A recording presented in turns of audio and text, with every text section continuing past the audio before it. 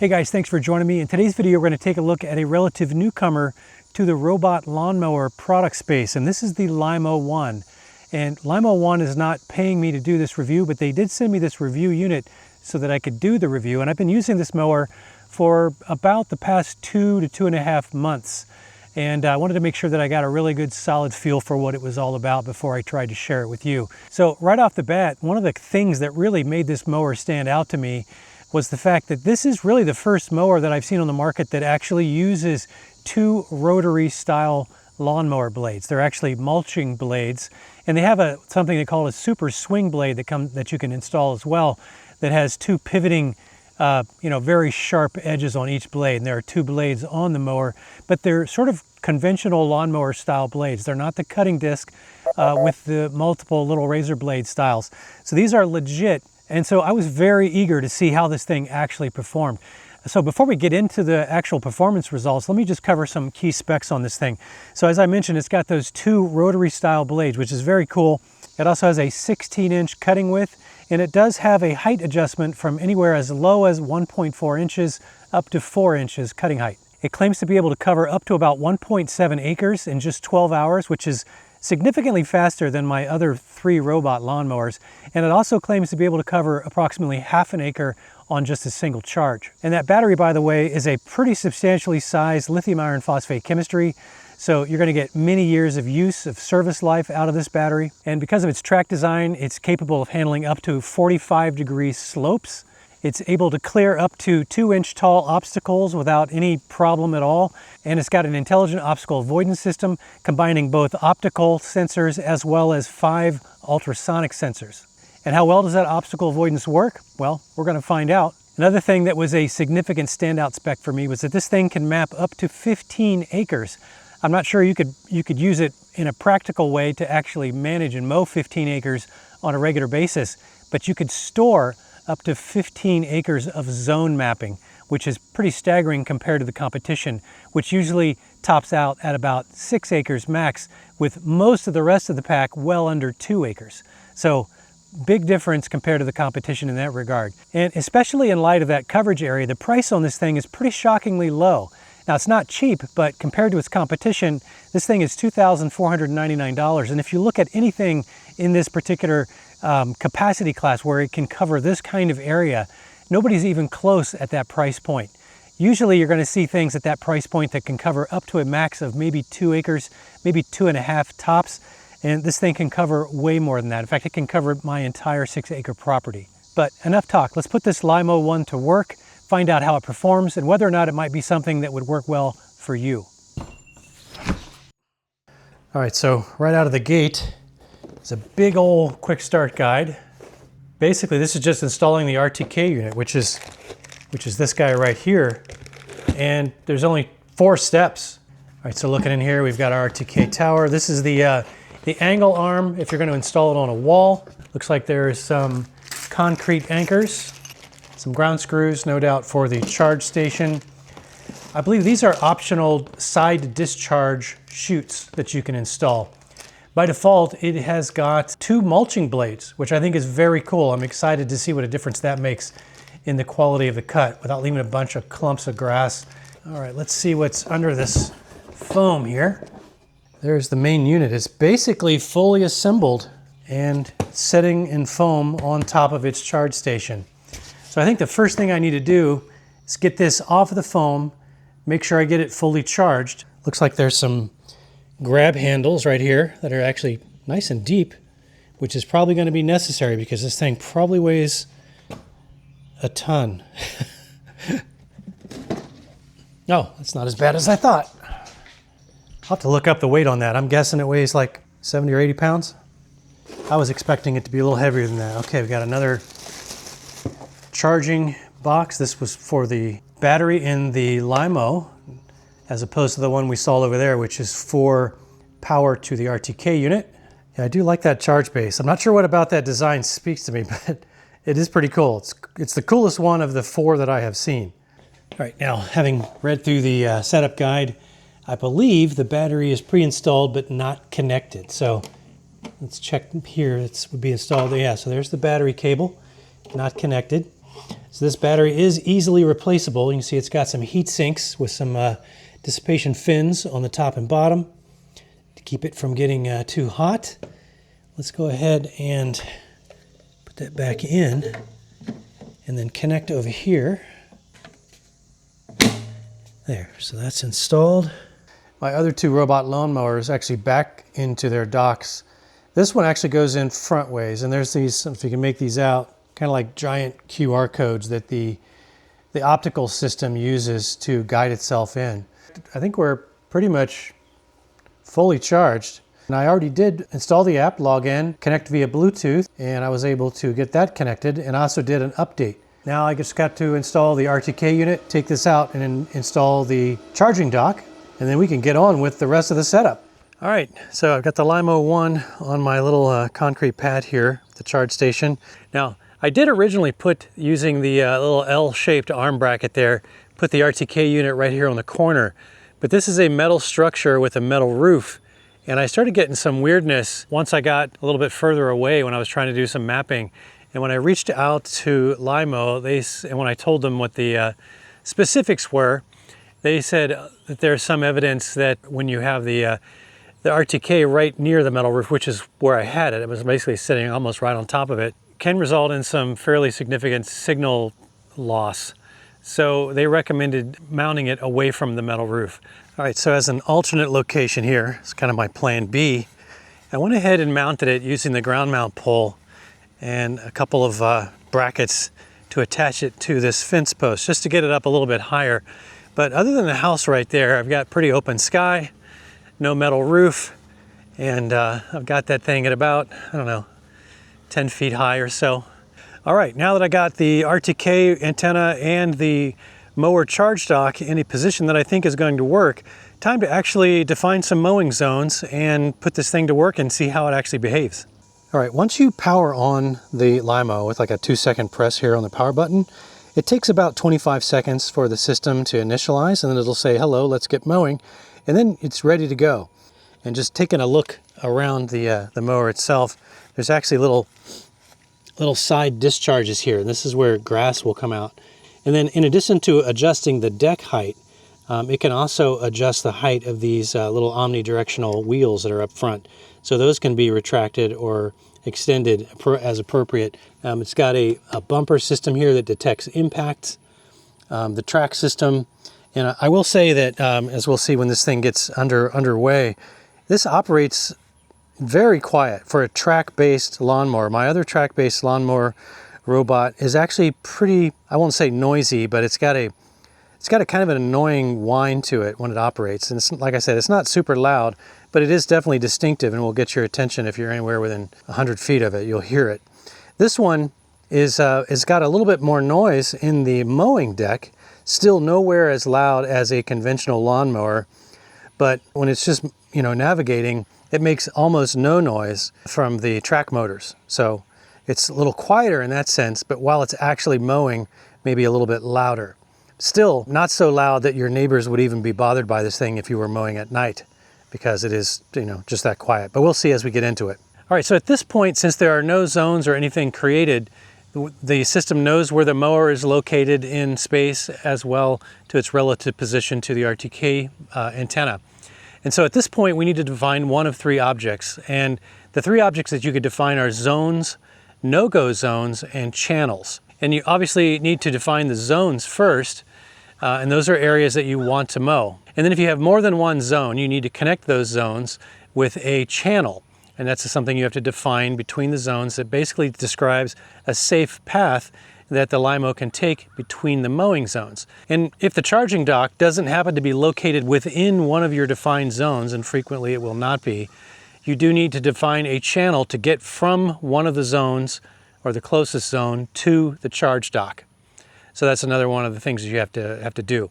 And then generally speaking, you know, if we look at like this tree behind me here, right? I could define a no-go zone around that tree. Although this tree has got a very clearly defined trunk, and so typically you're probably not going to have to do that. The obstacle avoidance on the LYMOW is good enough that it will detect these trees and avoid them. There is a little bit of work to do on the setup. No wires obviously are required for this setup. So I think for this property, it's going to take me about an hour or so, now that I've got the charge unit in place and the RTK unit in place, to do the mapping and define the no-go zones and channels. All right, now I've had the LYMOW 1 up and running for, I don't know, several days now. And as you can see, it's already looking like well-used machinery. And that is because I've kind of let it run, you know, whenever it needs to run. And so I've basically been able to run it over pretty much this entire side of the backyard. I have not yet run it on this other side. And on this other side, I've only identified one no zone, and that is the solar panel array over there. So I have defined that as an area to be careful around so it doesn't get in there and get caught up on anything. The only no zones that I have defined over here were around some very small rock, you know, very shallow stumps that I was afraid to let the thing run over. And I'm just not sure how it's going to handle it. I don't want to damage it right out of the gate. So I went ahead and defined those as no zones. But I haven't defined anything else. Well, actually, in the run that I did make, it seemed to manage all these trees just fine. I haven't gone back to check to see how it did on the fire ring back there in the firewood pile. That's a bit of a disaster back there, but you know, it didn't get hung up, didn't get stuck at all. So yeah, let me go ahead and pop up the app and let's take a look. And you can see it shows me the current temperature, also shows me what the current state of charge is, and it's just sitting at 99%. On the dock there. All right, taking a look at the app again, let me click on View Map and we can see what I have defined here. You can see all those little white dots there along the bottom. Those are those big spruce trees. Then that little rectangle just to the left of those trees, that is my solar array that I have defined no zones. And you can see the little dots up in the main area. Those are also no zones for my stumps that I mentioned. And then you also see this little separate area right here, kind of L-shaped. I call that my dog zone. I actually define that as a separate zone because it allows me to manage the rest of the yard however I want to, on whatever schedule I want to. But because I don't want the mower to run over the area where the dog tends to do his business until I've had a chance to make sure I maintain that for obvious reasons, I can manage that separately with its own separate zone. And I can also apply a much lower cutting height if I want to keep that particularly low. So it's kind of nice to have that flexibility. Now, let's say I want to set the mowing height on that. So basically there's a button on the bottom that says all or select, because it gives me the option to either delete all the zones, delete the one that I've selected, or configure it. And I'll click configure zone. And here's where you can go in and set the cutting height. And that is in fact, obviously the first thing that you come to in terms of a parameter that you can select. So you can click on cutting speed. Right now I've got it set to 4,000 RPM. If you're in thick grass and you need to ramp this thing up, you can actually increase the speed if you need to. And that might give you a little bit better cut, but it obviously will reduce your runtime. And then moving speeds, you can see you get a little slider there. Obviously the faster you go, the lower the quality of your cut. The slower you go, the better the quality of your cut. Stripe angle. I really like this feature actually in the software. It shows you the stripe angle that you're going to get when you run this particular mowing job. So as you slide this around, you can see exactly what the stripe angle is going to look like. Maybe I had it one way the last time I mowed it, so I'm going to set it there so it kind of goes the angles the other way. And then of course you can use your path spacing, which is how much overlap do you want. Obviously again, the more overlap you get, the better quality your cut. I'm going to go ahead and put it at 11.8.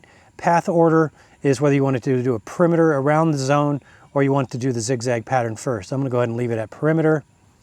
Turn off outer mowing motor.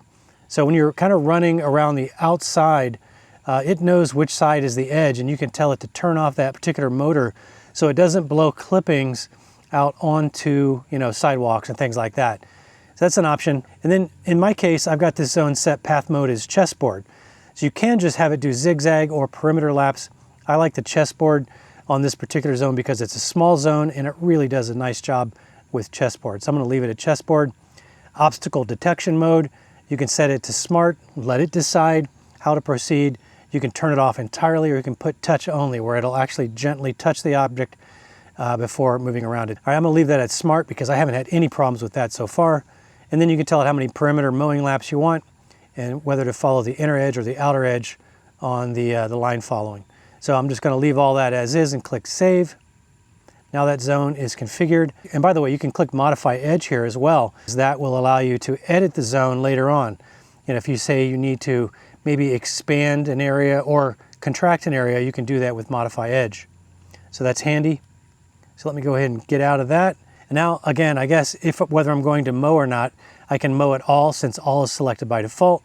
Or in this case, I can hit select as I did before and pick a zone. Now before I do that, I'm going to show you one more thing. There's a little remote control icon here. This allows me to manually move the mower, which is kind of handy. Or you can click on the little remote icon in the upper right hand corner. That'll give you the manual mowing settings. So how fast is it going to run, what is the cutting height, and what is the cutting speed. So if you want to run this thing manually, you can certainly do that. And there's where you set the settings for that. And by the way, there's a little light button just to the right of the exit button on the left side. It's a little flashlight that turns on the running lights on the mower in the front. And then there's also a little eyeball. That basically, like if I were to click that right now, it'll zoom in on where the mower is, which is, as you can see, is on the charge dock. Let me go ahead and exit out of this little remote control. I'm going to flip that screen again, and I'm going to click Select this time and select the side part of the yard that I have identified as a separate zone, and I'm going to tell it to mow. So I'm going to click the mow button. Starting mowing now. And you can see the mower acknowledges that right away. So we're just going to kind of watch it get started. And we're going to see how it does on this other section of the lawn. Now I've defined a channel that you really can't see on the map right now, but I've defined a channel between the main backyard and the side backyard. So it knows how to get to that side of the yard. So it's going to have to go around my barn because the channel is behind it where the two zones actually sort of meet up. But that is something you have to do. You have to connect to your zones with channels. It ensures that the mower uses the same safe path between zones every time. All right, so this is the side yard, and I did this a couple days ago, but I want to kind of point out something that, that the app sort of takes account for. You can see this stripe running down the, the length of the railroad ties here on my little barn lane. And that part is not mowed. I could have gotten that a little bit tighter, but basically this is a function of two different things. Number one, when I mapped it, I kept the perimeter a solid 6 to 8 inches away from the edge, and I did it on purpose. But then there's another setting in the app where you can do more of a strict perimeter line, or you can pull it out just a little bit to, again, if you have like fence posts, like these guys over here, if you map that really tight, there's a chance, especially if there are gaps on the bottom of the fence, there's a chance that the mower could get hung up on those while it's trying to mow those. And so you can specify in the app to offset that. And basically it kicks it out about 12 inches or so.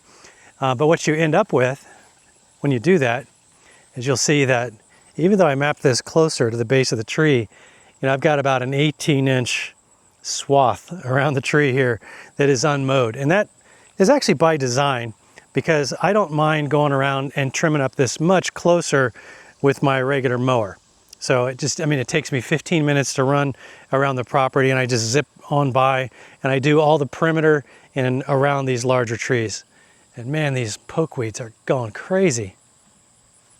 But yeah, so you can see how down the fence line, and that's because I mapped it pretty far away and I used the offset on top of that. But like I said, that's by design on my part. I could have had it mow a lot tighter. I just choose to do my perimeter with the big mower and just knock it out in about 15 minutes. All right, so just about 10 a.m., LYMOW took off according to the scheduled task that I had created at 9 a.m. And you can see it's mowing that nice angle that I had selected.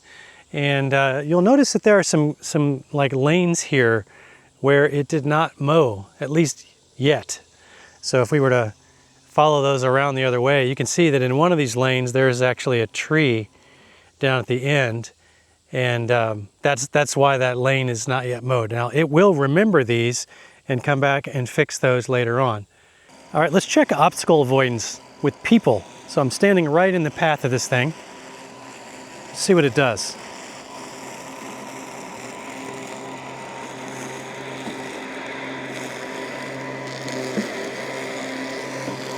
So it got within about a foot of my feet,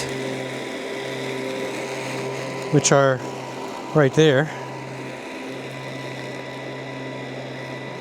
And you can see it just turned around. All right, now I've put a utility cart in its path, which is not something that would be all that uncommon, where you accidentally leave something in the yard that you forgot. Let's just see what it does with that. So it gets within about 12 inches.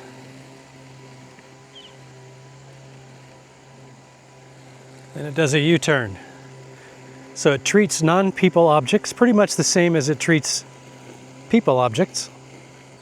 And interestingly, in this case, it did another U-turn about 15 feet away, and now it's coming back. Okay, so now it's gotten to the end of the row and it turned around basically in the lane where that obstacle was, and it's heading back the other direction now. Gonna see how it handles this.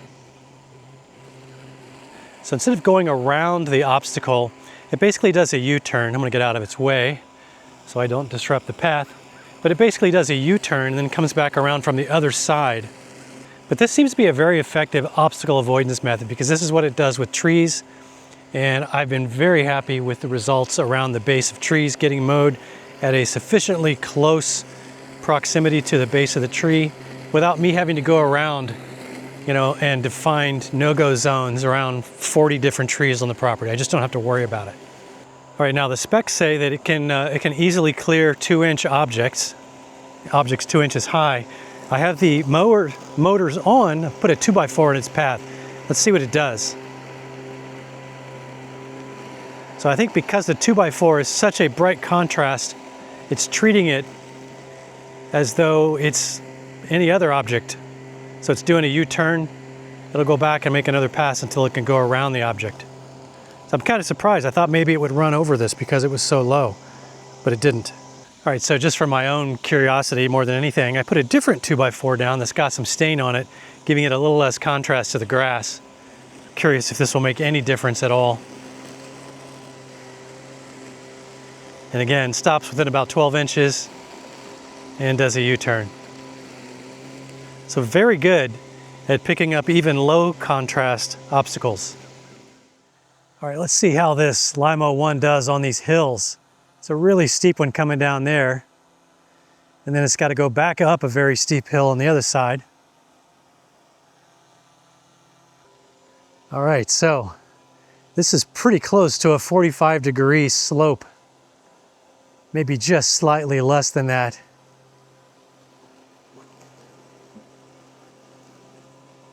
And it powers right up the hill.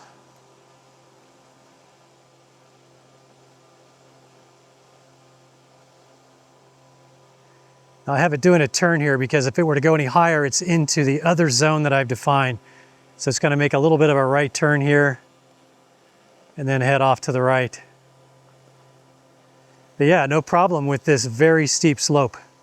And it's doing the auto dock procedure right now, where it kind of backs up and goes forward, readjusts itself.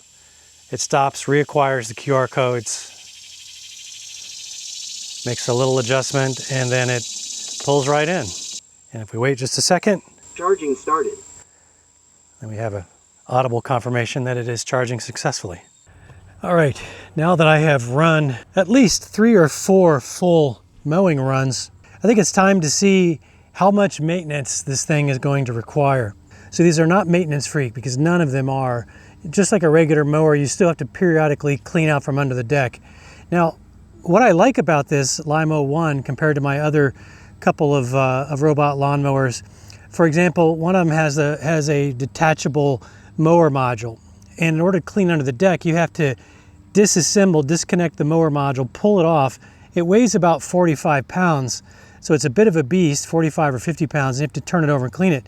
Now the other mower that I have to actually flip the mower upside down, which means I have to be careful about the camera assembly and all that, and getting dirt on the contacts and just stuff like that. So it's a little harder to clean.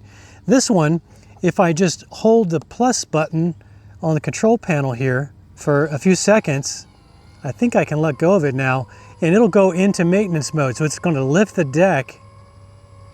And I haven't actually done this yet, so I'm kind of winging this. But it'll lift the deck and let me get access to the blades without having to tip over the mower. So let me bring you in for a closer look to see what this thing looks like under the deck after about 4 significantly long mowing missions. All right, so as you can see, there's a fair amount of compacted grass buildup. But you can also get a pretty good view of these little mulch blades here, which I think are pretty cool. So I like to actually use a little, this is just my preferred tool that I've figured out, just to use a little wooden shim, because that way I'm not going to damage the blades, I'm not going to scratch the deck and create any more issues by using something that's sharp or metal. So this keeps it from damaging anything on the other side of the deck, because anywhere you put scratches and things like that, you are likely to create situations where it's going to accumulate more compacted grass clippings. So I'm just kind of going to go around here before I get the hose out and just get the big pieces. I can tell you that not only do these dual blades cut better than those little mini razor blades on the cutting disc style that my other mowers use, cleaning is actually easier now because I'm not having to kind of try to dig behind the cutting disc. So I have access to the part underneath a lot better.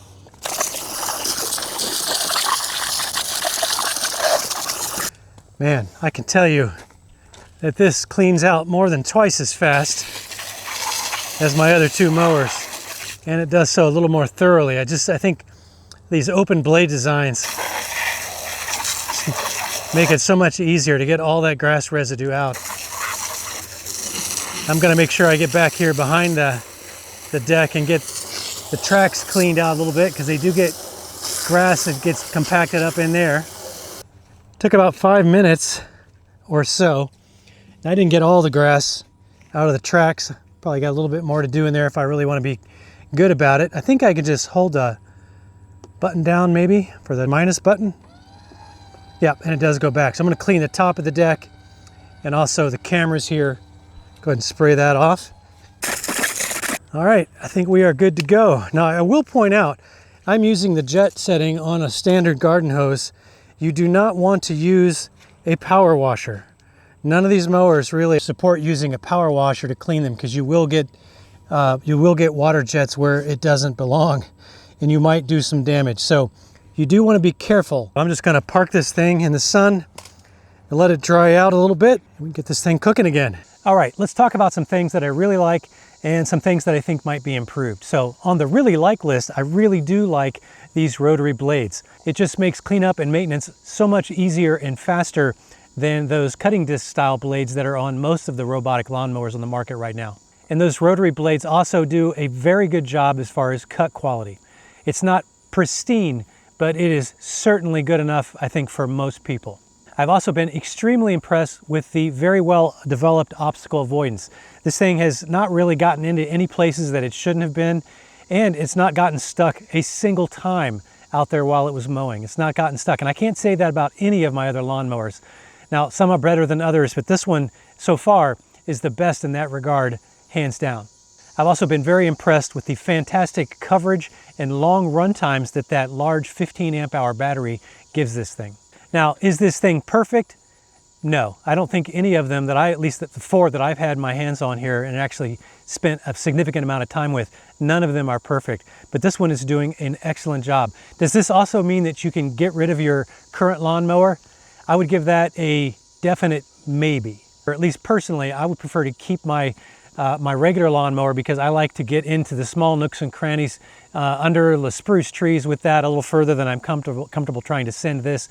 Also along the fence lines and things like that. Also mowing around my solar array, I'm just not real comfortable for this thing getting in between those base brackets. Just not something I really want this thing doing. So for that reason, I think I would probably, at least for me, I'm going to keep my regular mower, although I use it almost not at all. Also, with any of these robotic lawnmowers, you're probably going to still have to do some string trimming. That doesn't replace the job of your string trimmer. It's just not designed to get into those kind of areas really tightly and clean up stuff like that. So string trimmer still going to be required, just something you should be aware of. So taking all of that into consideration, I think that this LYMOW 1 is probably one of the best hardware platforms, if not the best hardware platform in a robotic mower that I have seen. Now that said, I think their software is still playing a little bit of catch up. And I will say they've applied 3 significant updates to this in the 2 to 2.5 months that I have had it. And so they are listening. I've actually given them a ton of feedback about things that I would like to see it be able to do in the software that it doesn't currently do. And a lot of those things that were on my initial list have been crossed off. There's still a couple of things on my list that I'd like to see them add, and I have no doubt that they are going to get to that here in very short order, because like I said, they are actively refining the mobile app experience. So as it is right now, definitely gets the job done, but I think there are a few gaps that they should shore up, and I have no doubt that they'll do that. So I think for me, the final takeaway on this LYMOW 1 is that it is a fantastic competitor. I think if you've got a property in that somewhere around ½ acre to maybe 6 acres, I think this thing is a fantastic option for that particular use case. And considering that it can handle those larger type properties at that $24.99 price, I really think this is just about a no-brainer, especially as they continue to add functionality to that mobile app. So hey, if you found something in the video helpful or useful in some way, please consider clicking that like button down below for me. And if you have any questions about this LYMOW 1, leave those down in the comments section below, and I'll do my best to try to get back to you on those. And I do very much appreciate the long time that you spent on this very lengthy video with me. Your time is valuable, and I really hope I didn't waste it, but I do hope you'll consider joining me for the next one. Until then, have fun out there.